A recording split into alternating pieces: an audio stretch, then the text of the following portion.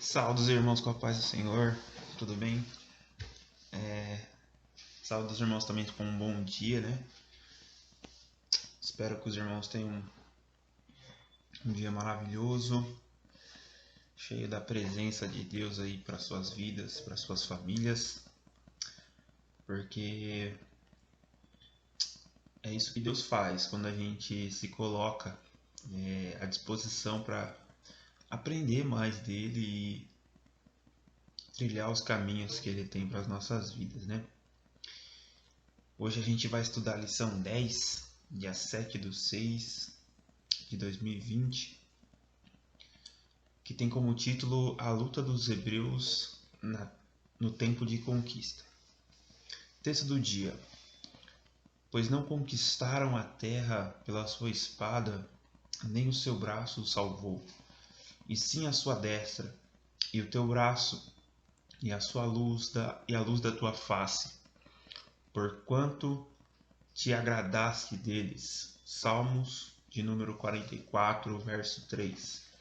O texto bíblico, ele vai do capítulo 10, tá? É um texto bem extenso aí, para quem gosta de ler uma passagem muito edificante para as nossas vidas. Ele vai do capítulo 10 de Josué até o capítulo 12. E a gente vai ver nesse texto quão grande é o nosso Deus para com aqueles que obedecem às suas ordenanças, né? Que trilham seus caminhos. Introdução. Nos capítulos 10, 11 e 12 do livro de Josué, que estudaremos nessa lição, são narradas as conquistas das cidades do sul e do norte da terra de Canaã. No capítulo 12 é feito um sumário das terras que Moisés deu às 2,5 tribos e os sucessos bélicos de Israel a leste do Jordão, na Transjordânia, que a gente estudou um pouquinho também lá no começo do trimestre, sob o comando de Moisés, bem como as vitórias a oeste do Jordão sob a liderança de Josué. Ao analisar as guerras enfrentadas pelos hebreus em favor da conquista de Canaã, veremos as muitas intervenções miraculosas do Senhor, como as narradas no Salmo 44. Muito bom mesmo. A gente vai ter aqui essa lição, se ela fosse, se coubesse, né? Ela seria muito extensa, porque tem muitas coisas que são faladas do capítulo 10 ao capítulo 12, referente às batalhas, né? Que Israel enfrentou para chegar até a terra prometida. Vamos lá então para o primeiro tópico. Glória. Primeiro tópico: os reinos do sul. Quem são esses reis sulistas, né? Vamos dar uma perspectiva aí do que está acontecendo. Os inimigos do sul. As notícias sobre as vitórias de Israel, bem como em face da aliança firmada com os heveus, ao invés de provocarem uma onda de arrependimento aos demais habitantes do sul, fez seus reis empreenderem um ataque às cidades gibeonitas, a cidade dos gibeonitas.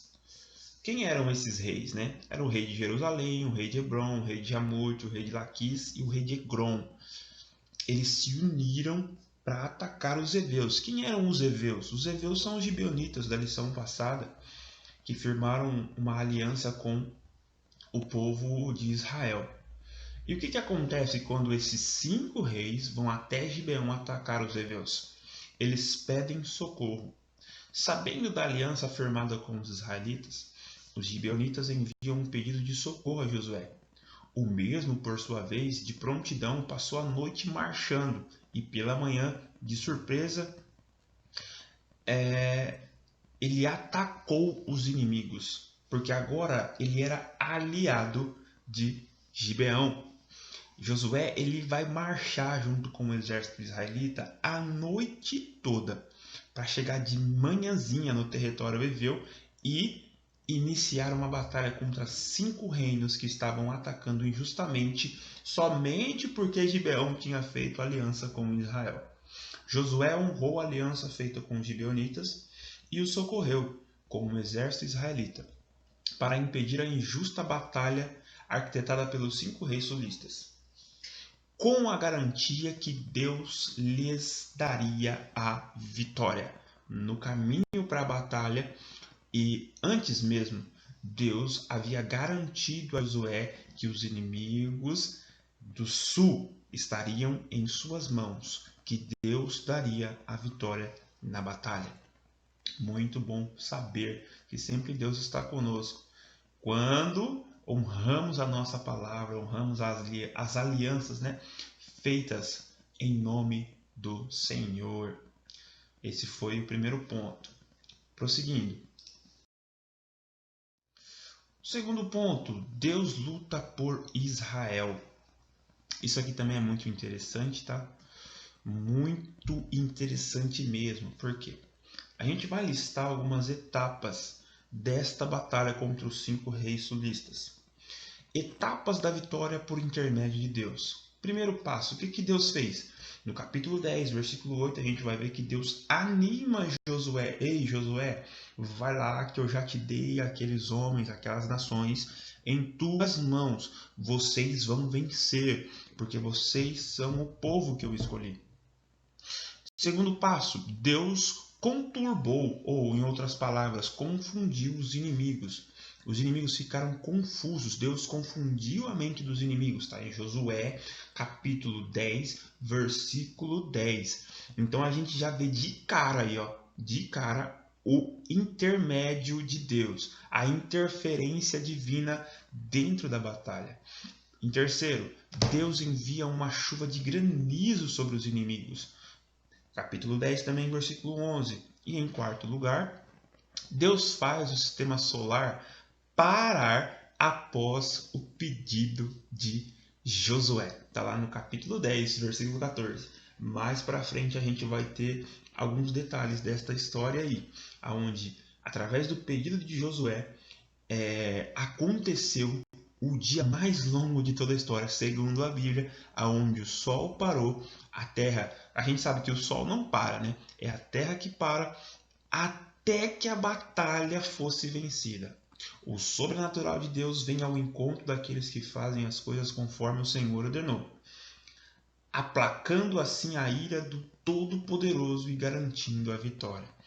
Deus vem como sobrenatural na vida de Israel e também nas nossas vidas hoje em dia. É muito importante saber isso. E às vezes é em etapas, às vezes demora um pouco mais, às vezes é mais rápido. É um dos tópicos também, é um dos pontos aí que a gente vai estudar nessa lição. Prosseguindo, vamos lá, pessoal. Ainda no tópico 1. Vamos lá então, ponto 3. Homens maus. As muitas mortes das nações vizinhas não podem e não devem escandalizar ninguém. Nações cananeias. Devemos nos escandalizar com o depravado e pecaminoso modo de vida dos cananeus, que por séculos insultavam ou insultaram a santidade de Deus. Mas que modos de vida eram esses, né, meus irmãos? E que atos eram esses que cheiravam mal a Deus, insultavam a Deus? Eu listei aí 3 deles e a gente vai falar um pouquinho sobre isso. Primeiro, é a idolatria. Todos nós sabemos que tudo aquilo que o ser humano, nações, grupos de pessoas, nós mesmos colocamos à frente de Deus, em primeiro, antes de Deus, é considerado como idolatria. E a idolatria, nesse tempo, nessa era, em Canaã, com os povos cananeus, ela era de um nível muito alto. Suas religiões, seus deuses, vários deuses, Adonis, Anate, Baal, eram muito idolatrados pelos povos cananeus. E isso não cheirava bem a Deus. Isso não era bem visto por Deus. Segundo ponto aí, ou segundo ato que era cometido pelos cananeus, que também não agradava a Deus e que é de um extremo muito grande, que para a gente é até meio absurdo pensar nisso, é a sagrada prostituição. O que quer dizer sagrada prostituição, meus irmãos? O que isso vem falar para a gente? Nessa época era comum algumas mulheres, até rainhas, princesas, mulheres importantes, cananeias, se dirigirem a esses templos, né, de deuses Baal, Adonis, Arsu, para se prostituir, meus irmãos, com os sacerdotes, ou até mesmo com alguns homens que lá no templo estavam, em forma de adoração. Vejam que o nível de pecado aí é extremo, não tem nem o que falar. Como que a prostituição vai ser uma forma de adoração, né? E isso não agradava a Deus, não ia em concerto com as coisas de Deus. Isso insultava ao Deus criador da humanidade, dos céus e da terra. Gravíssimo essa atitude. E em terceiro lugar, eu quero falar sobre um outro também que é muito grave, assim como os dois primeiros, que é o sacrifício humano. Também era de comum acordo aí nessa época o sacrifício humano.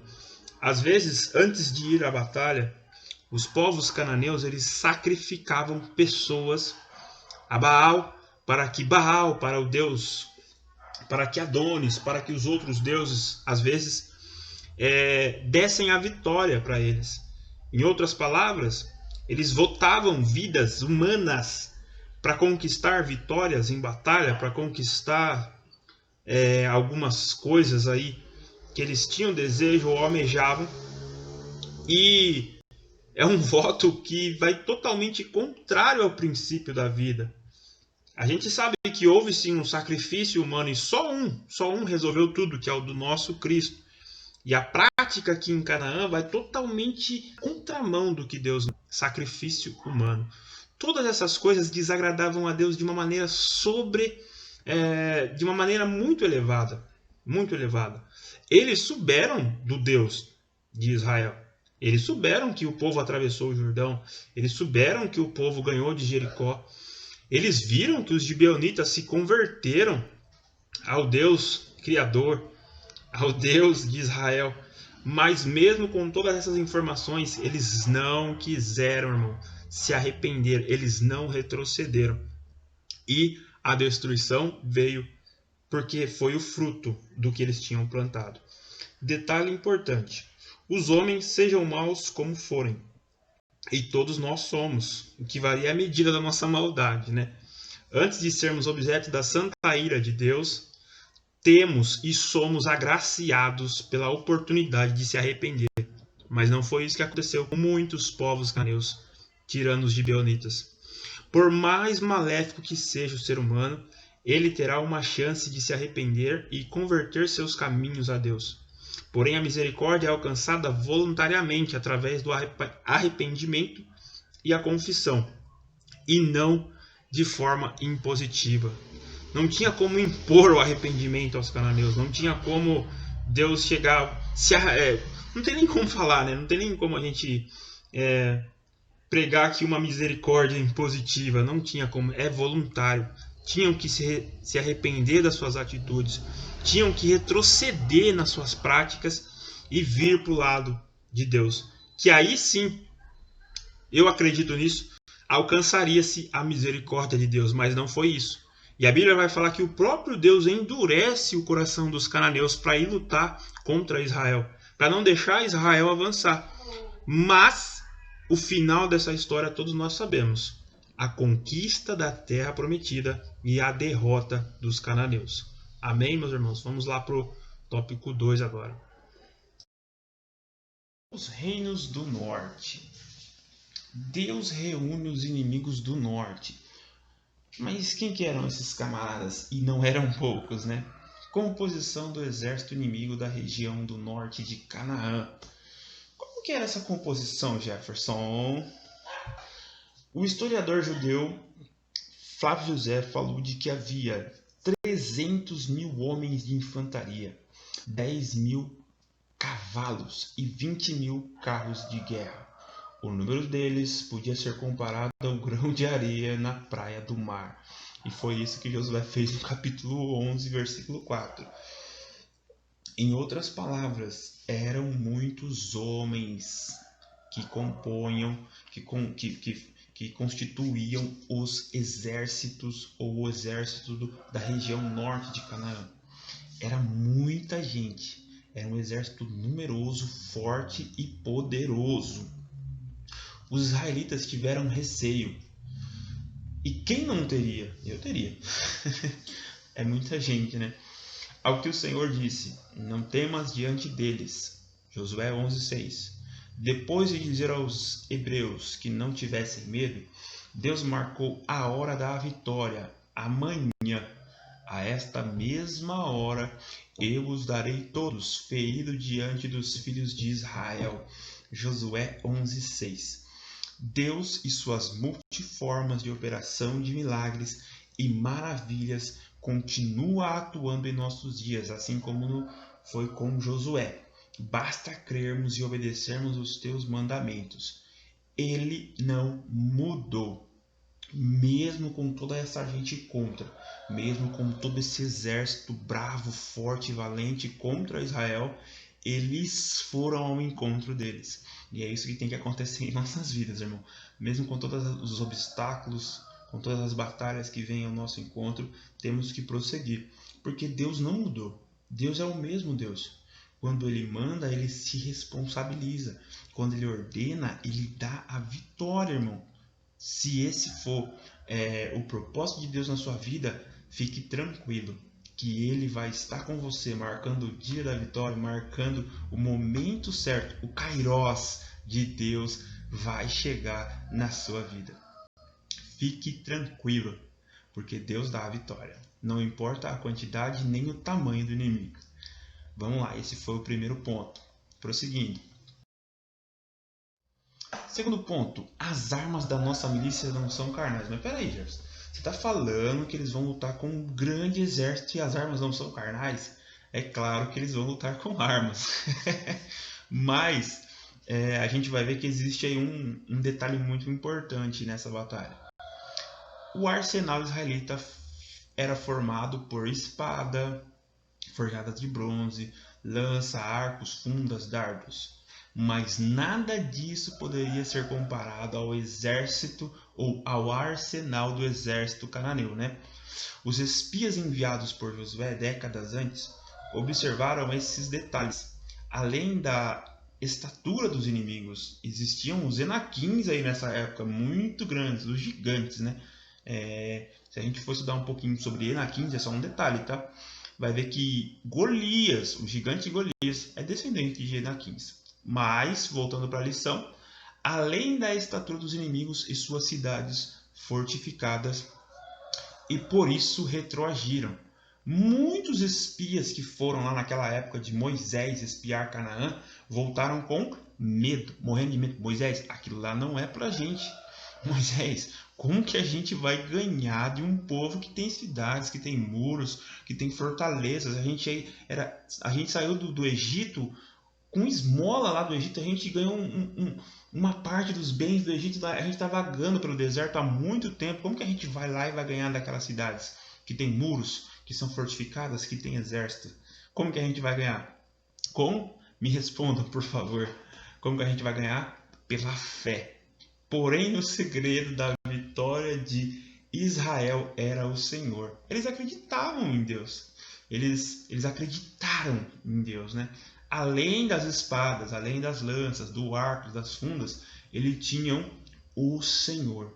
O segredo da vitória de Israel era o Senhor. E as nações sabiam disso. Está lá em Josué 9, capítulo 9, do versículo 9 ao 10. A resposta para os fatos relatados anteriormente está no Salmo 27. Uns confiam em carros, outros em cavalos, mas nós faremos menção do nome do nosso Deus. O que isso quer dizer, pessoal? As vitórias, o segredo da vitória era ter Deus do seu lado. Não importava o tamanho do obstáculo, não importava o tamanho da batalha, nem quantos homens, nem quantas armas tinha lá no povo inimigo. O que importava era que o Senhor, o Senhor tinha um espaço dedicado. Eles faziam menção ao nome do Senhor. Eu quero aqui puxar um gancho na história de Golias, já que eu falei dele, né?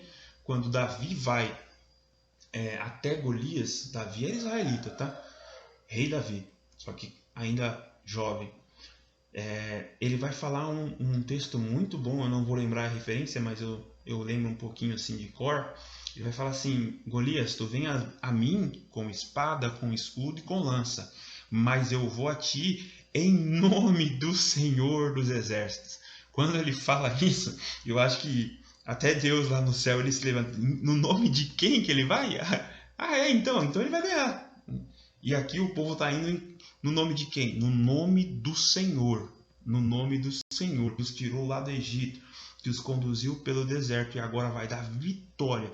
Quando a gente faz as coisas em nome do Senhor, em pró de glorificar a obra de Deus em nossas vidas, irmão, a vitória vem.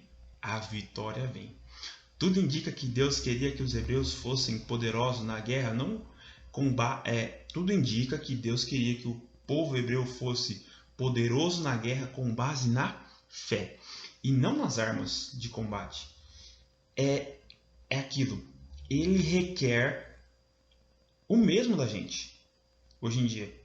Deus não quer que a gente vá para uma batalha, para um trabalho, para um projeto, achando que a gente pode porque a gente é bom. A gente é bom, só que não é esse. Não pode ser esse o pensamento que domina as nossas mentes. Eu sou o melhor, eu sei fazer. Irmão, você não sabe nada. Quem te ensinou foi Deus. Quem te capacitou foi Deus. Desculpa o jeito de falar, tá? Mas eu vou direto ao ponto aqui nessa questão. Porque tem muita gente que se acha o último pacote, a última bolacha do pacote, o melhor regente, a melhor professora, o melhor funcionário, mas se ele voltar lá atrás, ele vai ver que se não fosse Deus, ele não tinha nascido, o pai e a mãe dele não tinha criado ele não tinha estudado. Então tudo isso, todo o sucesso da sua vida tem as mãos de Deus.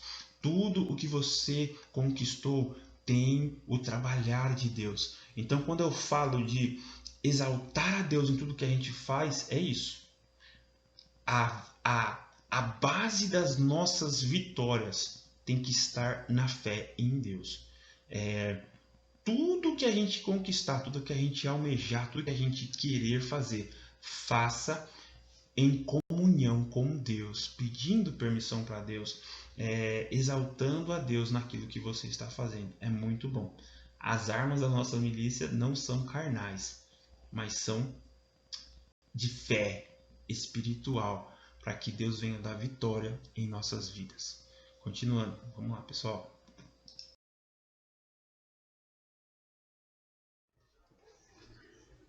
Chegamos então ao ponto 3 do tópico 2. Uma longa guerra. Capítulo 11, do versículo 18 ao 20. Segundo Flávio Joséfo, a guerra contra o norte durou 5 anos, mas há estudiosos que afirmam que ela demorou 7 anos, baseando-se na idade de Caleb. Se a guerra contra Jericó e Ai, bem como a batalha contra os reinos do sul duraram pouco tempo, foi rápido, né? A conquista do sul, essa peleja demorou anos. O que a gente pode aí perceber é o quê? Que as primeiras batalhas após a travessia do Jordão foram bem mais rápidas, né? Foram conquistas rápidas. Porém, a batalha contra os reinos do norte durou anos. Anos a fio, anos de batalha, anos batalhando para conquistar a promessa. A confederação dos reis do sul foi liderada pelo rei de Jerusalém, Adonisedeque. A confederação do norte foi liderada por Jabim, rei de Azor, uma grande e fortificada cidade, o qual uniu dezenas de cidades, reinos que eram inimigos entre si, mas naquele momento estavam juntos para elegerem Israel como um inimigo comum a ser destruído. Uma conclusão aí é o quê? Reis foram escolhidos para liderar essas coligações com Jerusalém e o rei de Azor, Jabim e Adonisedeque, e eles coligaram-se com alguns povos vizinhos para lutar contra Israel. É bom destacar aqui de novo, né, como a gente já destacou nas lições anteriores, que esses povos, irmãos, nem tão amigos eram, mas por causa de um inimigo comum que se aproxima, se coligaram, se uniram para lutar contra Israel. Assim como na vida dos israelitas, existem batalhas em nossas vidas que são rápidas e passageiras. Porém, há batalhas que vão requerer muitos dias, meses e anos. Temos que manter a fé e a vontade de conquistar, porque fiel é aquele que nos prometeu. Não sei qual o momento da sua batalha, da sua guerra que você está, mas hoje a palavra de Deus para a sua vida é essa. Eu estou contigo, não te mandei eu, avante, vai em frente, porque podem passar dias, podem passar meses, podem passar anos. Se Deus te prometeu, Ele cumpre com a sua promessa, se você se manter fiel a Ele. Amém, meus irmãos?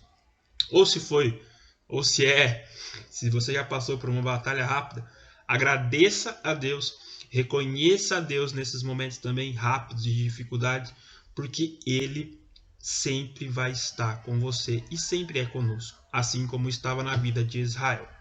Amém? Vamos agora para o tópico 3.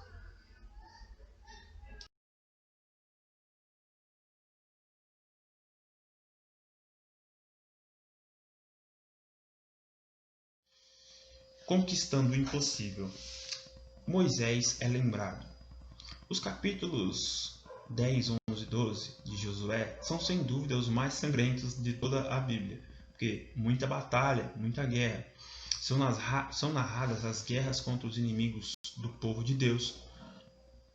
Os hebreus destruíram várias cidades em obediência ao Senhor. As conquistas de Moisés não foram esquecidas. O livro de Josué faz questão de demonstrar que todas essas ações dessa geração de hebreus obedeceram ao que foi determinado por Moisés. Eles continuaram obedecendo o líder Moisés. Por quê? Tudo isso que estava acontecendo, todas essas batalhas, todas essas ordenanças, Moisés tinha ordenado. Nunca devemos esquecer daqueles que nos abençoaram no passado. Isso é muito importante, nunca se esqueça disso. Os quais deram o seu melhor para o crescimento do reino de Deus na terra. Aquelas pessoas lá do passado que te ajudaram, que te fortificaram, que te deram a mão, né? Não se esqueça delas. Que te ensinaram, né? Não se esqueça delas. É gratidão isso aí se chama gratidão. Nós temos que ser gratos por esses instrumentos que Deus coloca em nossas vidas para nos levar à conquista, ao caminho certo. Amém? Prosseguindo aí. Segundo ponto. O sol brilha sobre Gibeão. Onde estão os deuses cananeus agora? Os povos cananeus adoravam ao sol e à lua e muitos outros deuses que eles tinham como deuses, né? Por isso Deus fez com que o sol e a lua ficassem detidos, o que se constitui em um grande testemunho para todos sobre quem era o Deus verdadeiro. A mesma estratégia evangelística usada no Egito. O Senhor, em seu grande amor, usou a mesma estratégia na terra do Egito, na qual se adorava ao rio Nilo, cujas águas se transformaram em sangue, bem como a muitos animais e astros celestes. Todos os objetos de culto foram afetados pelas pragas do Egito, para mostrar que só o Senhor é Deus. Na batalha, aonde Josué socorre Gibeão, o sol e a lua param. Essa foi a descrição do escritor, mas nós sabemos que foi a terra que parou de rotacionar sobre o seu eixo. E foi, se a gente for ler lá em Josué, vai falar que foi o dia mais longo de toda a história. Enquanto os israelitas não venceram os 5 reis que atacaram atacaram Gibeão, a terra não voltou a girar. Em outras palavras, o Sol não voltou a fazer a sua função original. Meio que Deus paralisou o sistema solar. E outro detalhe, choveu granizo, confusão de mente no exército, nos exércitos sulistas, e a vitória veio. Através destes milagres, Deus estava chancelando a submissão dos gibeonitas a Israel e honrando a aliança constituída entre eles em nome dele mesmo, do próprio Deus, mostrando aos povos do norte que não há outro Deus além de Jeová, mostrando aos povos do sul, o sul e o norte, que não há outro Deus como Jeová. Deus, através de todas essas maravilhas que operou, ele estava mostrando para os homens que eu sou Deus, nos céus, na terra, no mar, no universo, aonde vocês forem, eu sou o único Deus. Não existe outro caminho para a humanidade. Não existe outra salvação, não existe outro jeito para as nossas vidas. Deus é tudo. Deus está em tudo e é Ele o nosso Salvador. Vamos lá.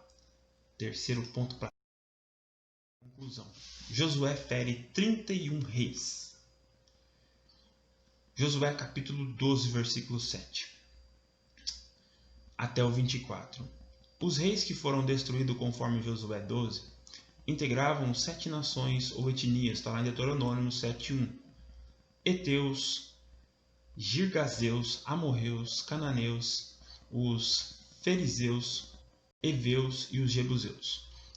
E todos foram destruídos. Destruição total. Esses povos eram considerados cananeus, por serem descendentes de Cã, filho de Noé, e habitarem na terra a oeste do Jordão, Canaã.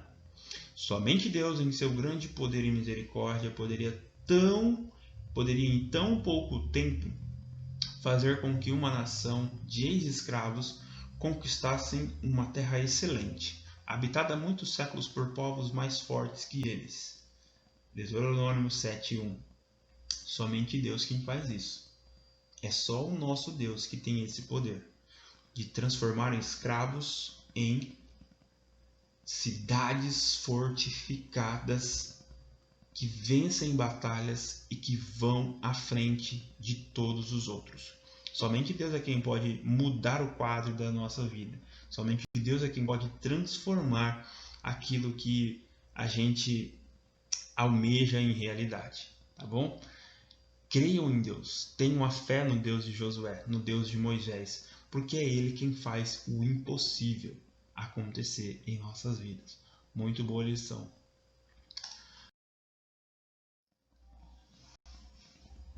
Conclusão.